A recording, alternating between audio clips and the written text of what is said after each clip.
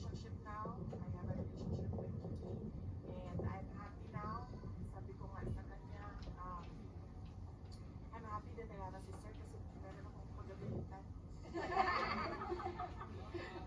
So, growing up, wala akong ganon. But meron ako niyan ngayon.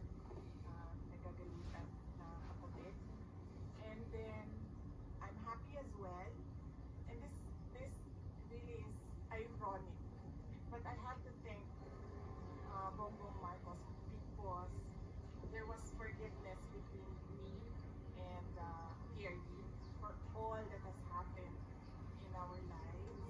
And we have a relationship now, a father-daughter relationship, since we cannot discuss anything legal anymore because it is understood inside that only the lawyers can discuss legal matters with the former president. So we only discuss about the family, and this has been one of the longest meetings I have had with the former president. Growing up, he was always busy with work. He was always busy with the country. And now I have this every day with him, talking about life, talking about family, and for that I feel like I am blessed. Yeah. Because at this point he's already 80 and he's already retired. But going back as mayor, baka mabisi na naman siya sa kanyang trabaho. So meron nabigyan kami ng ganitong time na makapag-usap as a father-daughter. Yeah, nice guy. Yes, actually, ma'am. Sad lang that it has to happen inside the ICC, inside the That's a detention. good side. But yes, thank you sa kanya. Happy siya, ma'am, everyday na ay bisita. Oh yes! Yeah. He is really happy to see us. As I have told him, that the family has never been more united, not just with us siblings, but with everyone else in the family. So he's happy to hear that. And not just us, sa mga supporters. Na ako and- gawas. Yes, yes. I told him of that. I told him that, especially on his birthday, there were people with speakers. They brought speakers and the microphone. They were singing a happy birthday song to him. He knows that, and he was very happy to hear that. And I told him of all the support everywhere in the world, from everywhere in the Philippines and everywhere. The buffet kit. The buffet for people. There is a small, hindi naman buffet, pero parang a small, may mga sa labas ng bahay niya in Davao City, the Okay. greenhouse. Yes. People were able to set up tents there. Yeah. For Napoy the- TV, ma'am. Yes, I heard also. I was not able to see it, but I heard. Mhm. And then may mga vitamins doon. There are snacks for people who want to stay there. And then may mga vitamins doon. There are snacks for people who want to stay there and watch over his house. So he's very happy and grateful to hear. Yeah. Yeah. We are most grateful for your father that we cannot forget. Sinisimulit, kaya kasi dahil kasalanan ko sa Kuwait, kaya ako nagtuturo, lagi nakipag-unite ka sa Marcos. Wala. Daghami na scam, ma'am. Ever since. Oh, yeah. Yes. So, ever since, wala siyang sinabi sa akin na ganyan. Even when I ran for Vice President, ma'am, wala naman talaga siya sinabi. Sinabi lang na hindi na ako sasali dyan. Kayo nang mag-desisyon yan. Yan lang yung sinabi niya when he was told by one of my siblings that I'm running for Vice President. And wala. Oh. I don't remember PRD na naninisi. Bitaw, never. Never. Kasi I always remember him. I don't know, Kit, with you, but I always remember him when I was growing up. He would always say, you make your own history in this world. So you always answer to your decisions. So I think that is his philosophy as well. So he doesn't blame anyone with what happened. He always says, I did it for my country. Yeah, he did it. Always says, I did it for my country. Paulo and Baste, no? We're talking about Paulo and Baste. So, there are plans naman. We arrange this pag-aalis yung isa, may dadating na na isa. So, as of now, we are arranging all the dates since most of them are busy with the Campaign. Yeah. If you pardon me, I understand this is something legal, but we just want to hear your side. Kasi po, sabi po ni Attorney Kaufman, tinatrabaho na raw po yung interim release. Meron pa po ba kayo nakikitang balakid before filing one, or how soon will you file this? At sa Pilipinas niyo po ba gustong ma-release ang, of course, may panawagan kayo na bring him home to the Philippines, to Davao City. But just for the record, we just want to hear if sa Pilipinas niyo po gusto siyang ma-release, kasi may sinasabi po yung palasyan, let me quote, does it mean that we have to recognize that ICC has jurisdiction over the Philippines? I believe the family of the former President Duterte is asking and praying from the Supreme Court that the government should not cooperate with the ICC. So it means that if we will not cooperate with the ICC, even that prayer or even that manifestation of the ICC will not take cognizance of that regarding or relating to the request to have him released in the Philippines. With regard to the interim release, no, I do not know really, truly, honestly, I do not know what the steps are the lawyers are doing with regard to the interim release. But as I told you before, I fear for his life in the Philippines.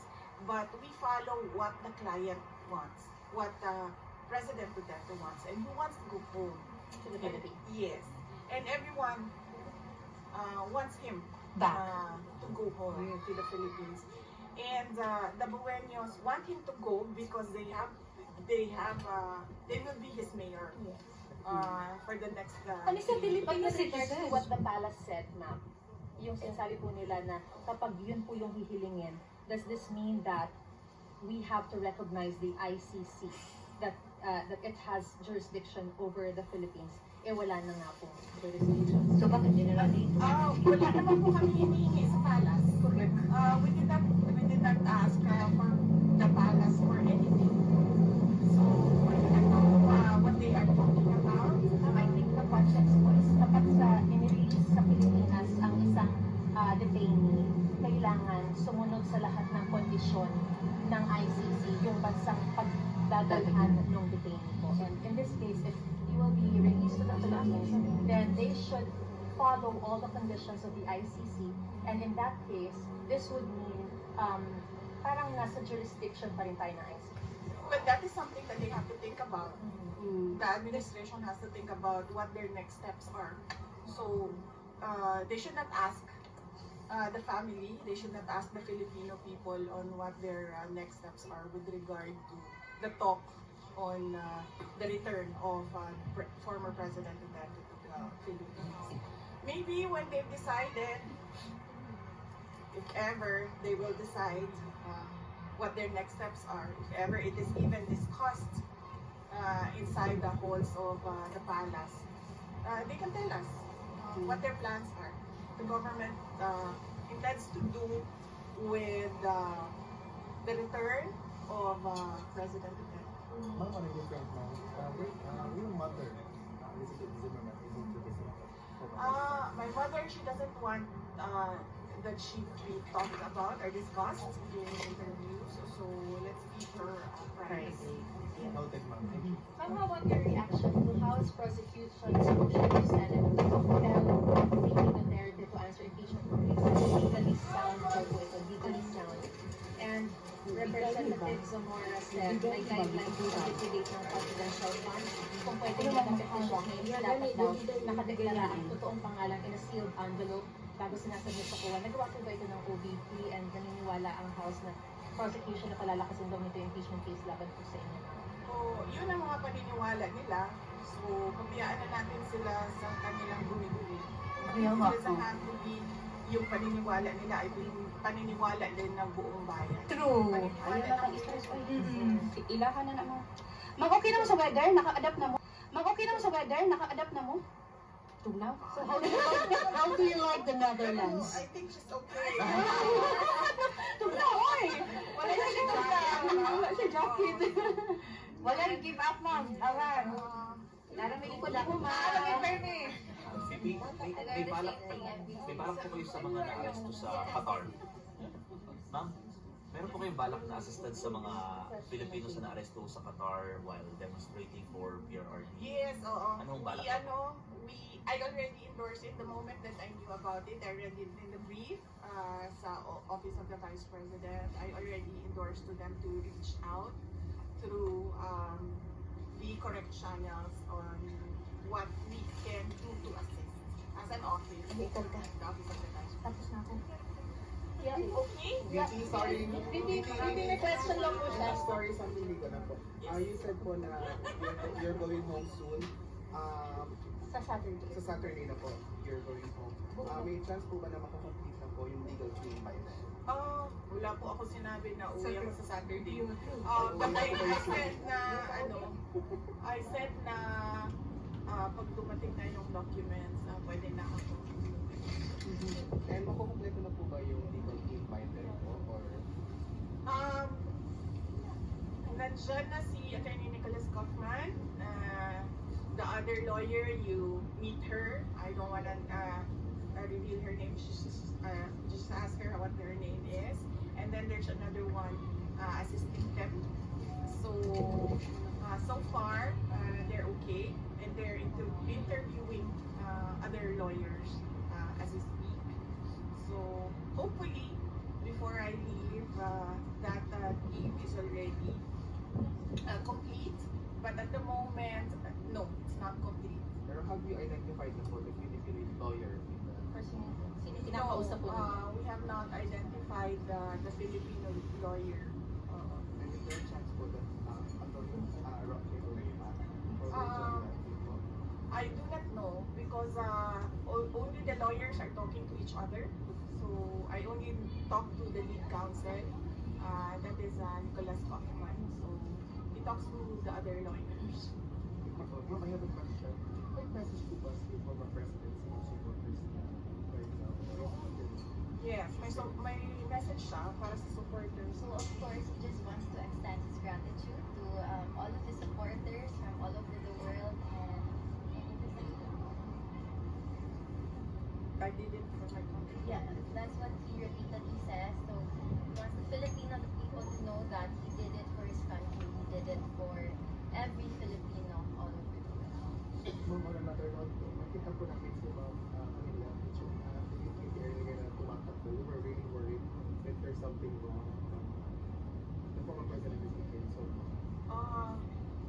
I don't know. I did not see them running, so We were just in a hurry actually because we were afraid to run out of time because the visits are that's limited. good to know. Like, just to clear things on things. So, Final question na po siguro, VP, you come here on a different circumstance. What would you bring home? What you've learned from the Netherlands? And meron bang thoughts na tumatakbo sa isip mo na sana hindi na lang nag-national politics si dating Presidente Duterte and you wouldn't have been here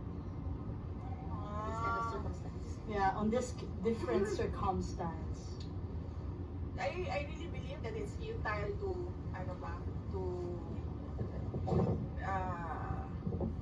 regret decisions made in the past, because I believe that everything happens for a reason. So whatever it is that whatever it is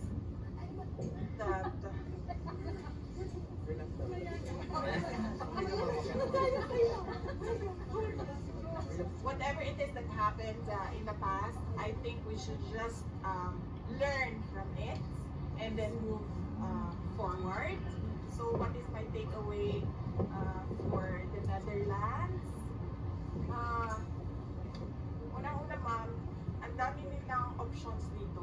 Meron silang tram is no? It's called tram, no? Yes, meron silang tram, meron silang bus, and then meron silang train, and then they can bike, and then they can walk, Metro. and metro. So that's 6 options for mobility. I choose to walk dito kasi hindi ka pinagpapawisan, malamig siya, so I choose to walk. So that is my choice. But the residents, they have 6 options. In the Philippines, just Mahirapan pa yung bus, ma'am. Walang train, walang tram, walang metro, wala lahat. So, alam mo yon, pag nandito ka, nakikita mo yung kawalan doon sa atin, sa Pilipinas.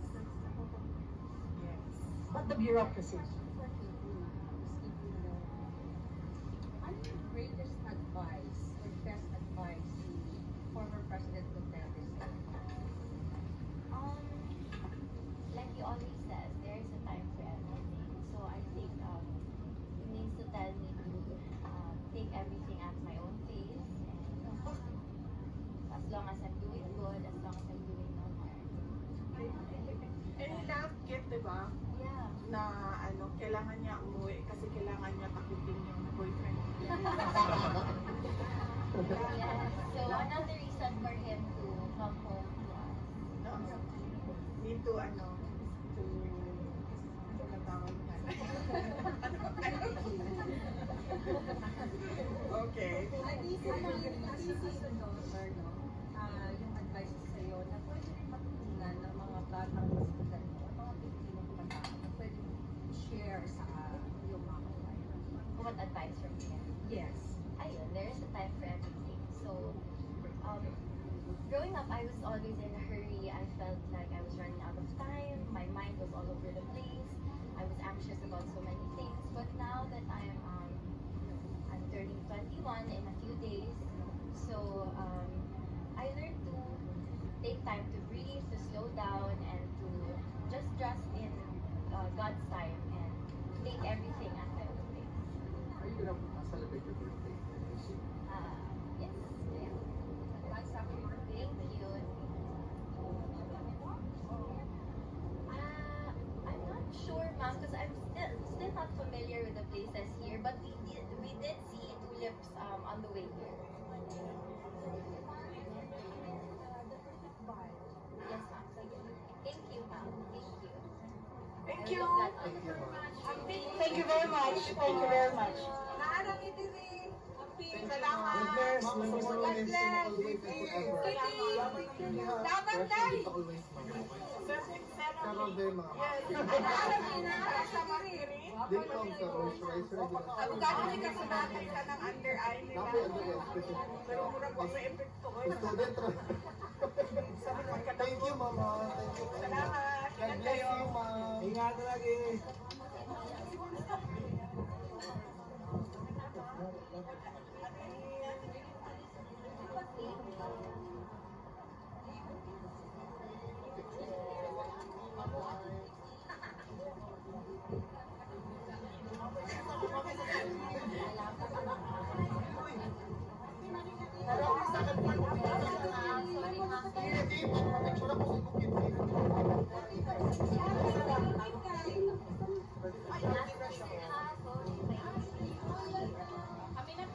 Dili na din ka kay nagali sila.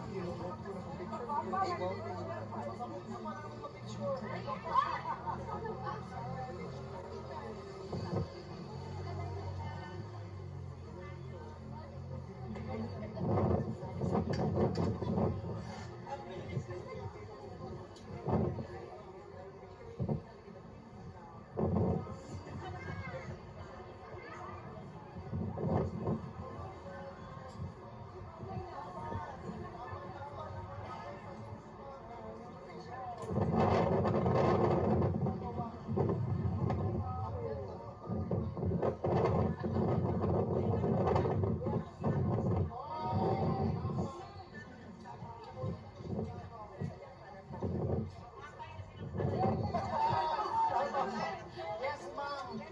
Ipabara na na magsugot. Ako ay nakasecure ha.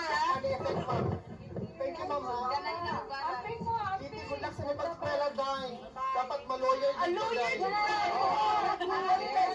ma'am. Regards mo sa mong boyfriend. Bye, ma'am. Bye, bye.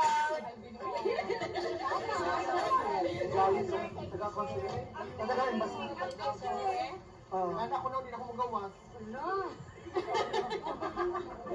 Coco Martin! Oh!